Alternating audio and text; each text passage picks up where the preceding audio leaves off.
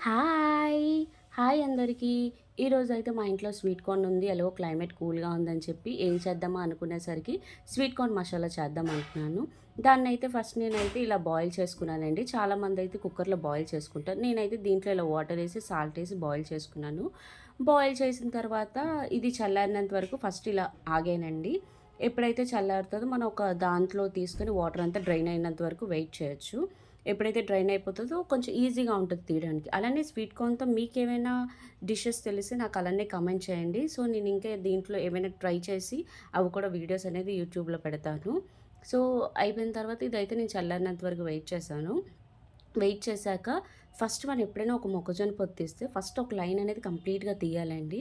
ఎప్పుడైతే మనం ఒక లైన్ అనేది కంప్లీట్‌గా తీస్తామో అప్పుడు నెక్స్ట్ నుంచి అనేది కొంచెం ఈజీగా అవుతుంది.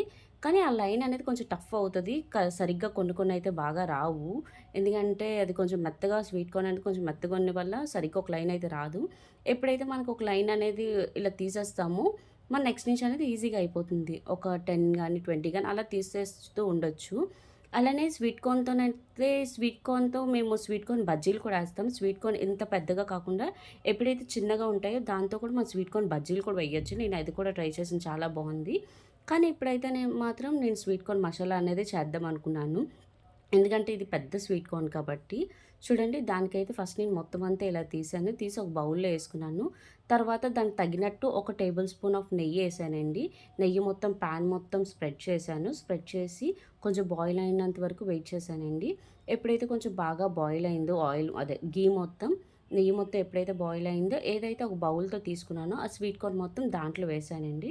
వేసి కొంచెం బాగా ఫ్రై అయినంత వరకు అలా ఫ్రై చేస్తూ ఉన్నాను. మొత్తం అంతా ఈవెన్‌గా స్ప్రెడ్ అవ్వాలని చెప్పి మొత్తం అంతా కూడా అలా చేస్తూ ఉన్నానండి. మూవ్ చేస్తూ ఉన్నాను గరిటెని.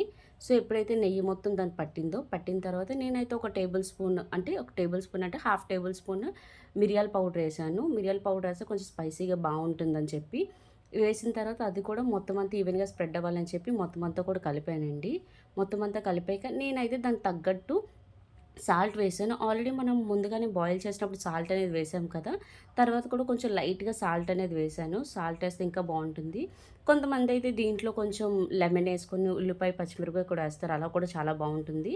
నేనైతే మాత్రం ఇలానే చేసుకొని తిన్నాను. నాకైతే ఇలానే ఇష్టమండి. మీరు కూడా ఇలా ట్రై చేస్తే కామెంట్ చేయండి. Thank you so much for watching my video. Bye.